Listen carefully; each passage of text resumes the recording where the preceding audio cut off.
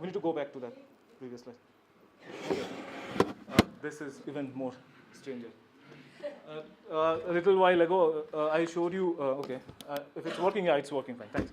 A little while ago, I showed you the smallest member of the civet family. This is the largest.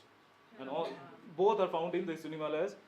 This is called the bear cat, small bear. Local people have described it with various scary names. This is the Binturong. This is the largest member of the civet family. With the tail, it would be somewhere around 4.5 to 5 feet. It is exclusively arboreal. It lives in the trees. It nests in tree hollows. It lays its young in tree hollows. It's also carnivorous. It feeds on birds, small mammals, and all. But that is from some literature like dating back 100 years. After that, nothing has been added to the natural history of Binturong because it's extremely, extremely rare to find. And wherever they exist, during my surveys in Sikkim and Arunachal, I have heard this almost mythical account of this small bear, which you cannot like really classify from your own knowledge of zoology of that region. They say that it has a tail, longer tail, it lives on trees, and it's seldom seen. So whenever we come across tales of animals like that, we think that it could be the Binturong, but we've somehow never been blessed with a sighting of it. So my personal favorite, the animal which has kept me on its toes for the last 4 years.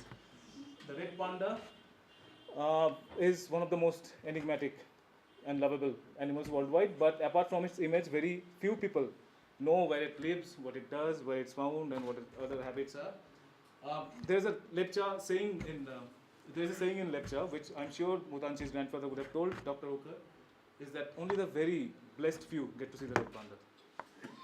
So it's extremely, extremely hard to find. It lives in the dense oak rhododendron forest in the temperate belt. It feeds exclusively on bamboo, so you need to have either mid-sized trees and a dense covering of bamboos for an area to sustain red pandas. But it's extremely shy. You cannot move in a trek in Eastern Himalayas, especially in the temperate regions, without making the slightest of sound, because there would be leaf litter, there would be like otherwise the sheer effort of trekking will make you like pant in some cases. So that amount of sound is enough for it to run upwards, scurry upwards through the canopy of the tree and hide itself. And you might pass just below the tree and you will not notice. So this is one of the most hardest, one of the hardest animals to sight worldwide. But this was taken in Arunachal only, just recently. Just before I came for this event, one of my colleagues in Arunachal, in a remote village tucked away in western Arunachal, captured this. So yeah, he was a blessed one. I haven't been able to capture a similar shot like this. But this is also one of the most endangered animals in the Eastern Himalayas, because it's also, you can look at it as an indicator of the ecosystem, because it is also very, very sensitive to any amount of habitat degradation. You chop away the bamboo, you cut away the oak and rhododendron, it will move. And when it does not have a place to move upwards or downwards, its population will go through a crash. So only areas which are very inviolate and pristine can sustain red panda populations. So that has been our hardest challenge, to try to protect those patches within the Eastern Himalayas.